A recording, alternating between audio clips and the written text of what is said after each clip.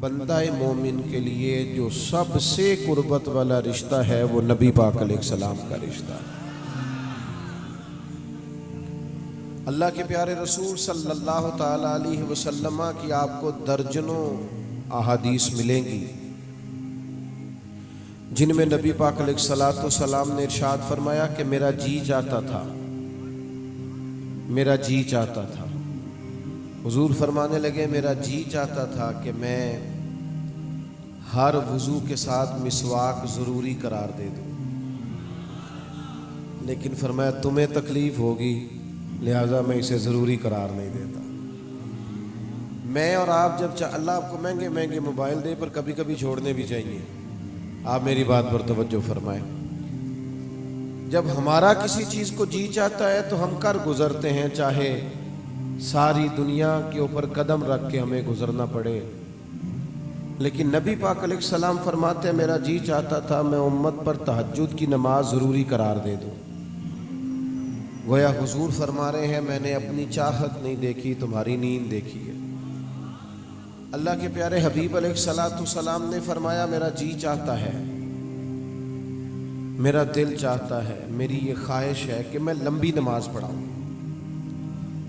میں زیادہ قرات کروں، زیادہ تلاوت کروں، لیکن حضور فرماتے ہیں نمازیوں کے پیچھے جب میں کسی بچے کے رونے کی آواز سنتا ہوں تو میں نماز کو مختصر کر دیتا ہوں۔ یعنی نماز اللہ کی اور خیال امت کا۔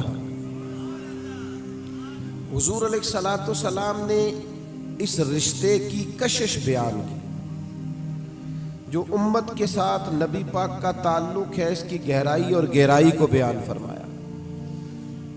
نبی پاک علیہ السلام فرماتے اللہ تعالیٰ قیامت کے دن انبیاء کرام علیہ السلام کو نور کے ممبر عطا کرے گا، سب نبی اپنے اپنے ممبروں پہ بیٹھیں گے، میرا خالی ہوگا۔ یہاں ذرا کسی کو کرسی سے ادھر ادھر کیا جائے تو بندے ناراض نہیں ہو جاتے، بلکہ چھوٹی کرسی مل جائے تو وہ جو کل کہہ رہے ہوتے تھے نا ہم فقیر ہوتے ہیں، درویش ہوتے ہیں، چھوٹی کرسیوں میں بگڑ جاتے ہیں۔ حالانکہ دعویٰ درویشی کا ہے، فقیری کا ہے، سادگی کا ہے، اعلان کسی اور بات کا ہے، الا ماشاءاللہ۔ نبی پاک فرماتے ہیں انبیاء کے لیے نور کے ممبر ہوں گے، سب نبی ممبروں پہ بیٹھیں گے، میرا خالی ہوگا۔ تو یا رسول اللہ آپ کا کیوں خالی ہوگا؟ تو حضور فرمانے لگے میرا اس لیے خالی ہوگا کہ میں رب کے عرش کے سائے میں سجدہ کر کے امت کی بخشش کی دعا کر رہا ہوگا۔ ایک ایک چیز کو حضور نے کھول کھول کے امت کے لیے بیان کیا۔ حضور فرماتے ہیں میری اور تمہاری مثال اس طرح ہے جس طرح کسی آدمی نے آگ جلائی ہو اور پتنگے اس میں گرتے ہوں تو پتنگوں روکتا ہے، پتنگوں کو روکتا ہے، پیچھے ہٹ جاؤ جل جاؤ گے، پیچھے ہٹ جاؤ جل جاؤ۔ فرمایا تم بھی دوزخ کی طرف جاتے ہو تو میں تمہیں سینہ بند سے پکڑ پکڑ کے کھینچتا ہوں، یہ کام نہ کرنا دوزخ میں لے جائے گا، یہ کام نہ کرنا دوزخ میں لے جائے گا۔ تو جس طرح نبی پاک کا رشتہ ہمارے ساتھ بڑا نازک ہے نا، اس طرح امت کا رشتہ بھی نبی پاک کے ساتھ بڑا نازک رشتہ، بڑی نزاکت۔ حضور نے فرمایا تمہارا ایمان ہی مکمل نہیں جب تک ہر چیز سے بڑھ کر مجھ سے پیار نہ کرو۔ آپ کبھی صحابہ کرام کا طرز زندگی دیکھیں تو ذات رسالت مآب صلی اللہ علیہ وسلم کے بارے میں وہ جذباتی تھے، یعنی ان کے مزاج کے اندر یکدم رانائی آ جاتی تھی، ان کے وجود کے رونگٹے کھڑے ہو جاتے تھے، ان کی آنکھوں کا رنگ بدل جاتا تھا جب رسول پاک کی بات آتی، اس لیے کہ وہ خاص محبت، خاص آپ کو جس سے پیار ہوتا ہے اس کا ذکر آنے پر فٹافٹ آپ کی طبیعت مچل نہیں جاتی، جس سے آپ بہت محبت کرتے ہیں اس بندے سے ملاقات ہو جائے تو آنسو جذبات بن کے بہہ نہیں نکلتے۔ نبی پاک علیہ السلام کے صحابہ حضور سے پیار کرتے تو ٹوٹ کر کرتے، ان کی صبحیں شامیں نبی پاک علیہ السلام کی محبت کے لیے ہر وقت تر و تازہ رہتے۔ ایک صحابی تھے 3-4 دنوں کے بعد ان کی نبی پاک علیہ السلام سے ملاقات ہوئی، انہوں نے حضور علیہ السلام کا چہرہ نور دیکھا تو انہیں کچھ بظاہر کمزوری کے آثار دکھائی دیے، فوراً عرض گزار ہوئے یا رسول اللہ میں قربان جاؤں، صحت مبارک۔ تو محبوب فرمانے لگے 3-4 دن گزر گئے، میں نے سوائے کھجور اور پانی کے کھایا کچھ نہیں۔ میٹھا کھانا بھی سنت ہے، پر فاقہ کرنا بھی سنت ہے۔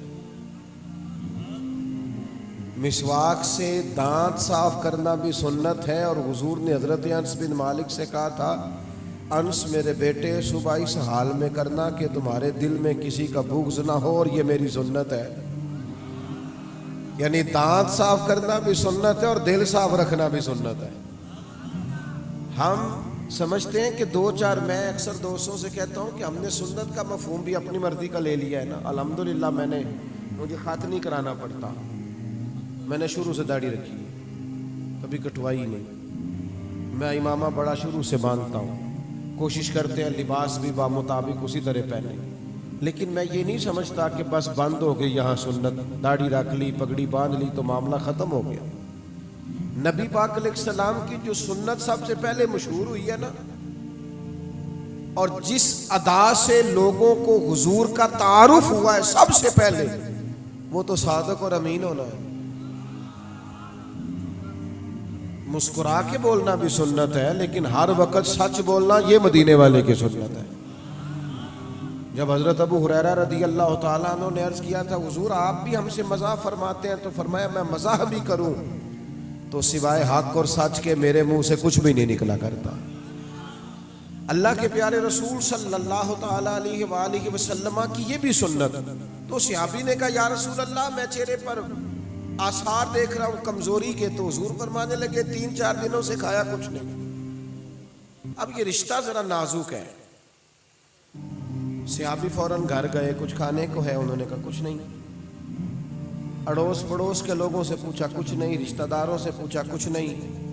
لیکن جب عشق سکھاتا ہے آداب خود آگاہی، کھلتے ہیں غلاموں پر اسرار شہنشاہی، عطار ہو رومی ہو رازی ہو غزالی ہو، کچھ ہاتھ نہیں آتا بے آہ و سحرگاہی۔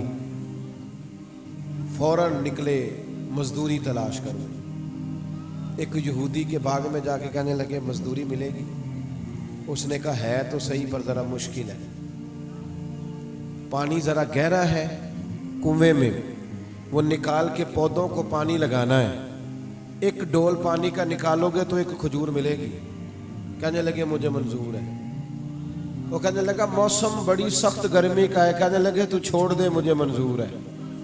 عشق لگا سی کھیڈا کھیڈ دی نو، آہاں تے مینوں کھیڈا بھول گئیاں، میں تے کجل پایا سی یار دے ویکھنے نو، پھر او دی یاد وچ روندیاں ہی ڈل گئیاں۔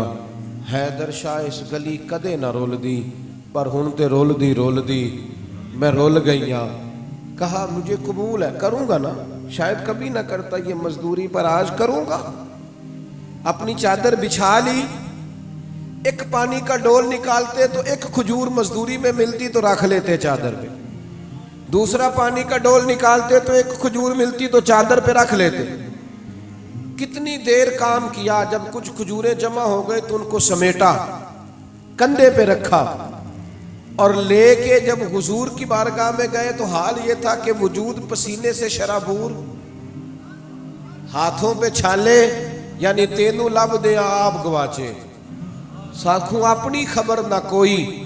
وہ چھالے لے کر، وہ لباس لے کر حضور کریم کی بارگاہ میں جب گئے تو محبوب نے ایک کھجور اٹھائی اور پھر نظر اٹھا کے غلام کا چہرہ دیکھا، اور پھر حضور فرمانے لگے تمہیں کس نے مجبور کیا یہ کام کرنے پر؟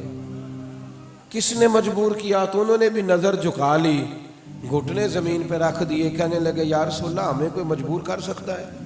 ہمیں تو آپ کی محبت نہیں مجبور کیا ہے، یہ محبت کی مجبوری۔ ختم نبوت کا معنی یہ ہے کہ ہم اپنے نبی سے اتنا پیار کرتے ہیں، اتنا پیار کرتے ہیں کہ ہماری تو کسی اور طرف نظر جا ہی نہیں سکتی، سوال ہی پیدا نہیں ہوتا کسی اور طرف نظر اٹھ سکتی۔ وہ امام اعظم ابو حنیفہ رحمۃ اللہ علیہ فرماتے ہیں نا، کسی بندے نے کہا میں نبی ہوں معاذ اللہ، تو جس نے کہا نہ دلیل دے وہ بھی کافر ہے۔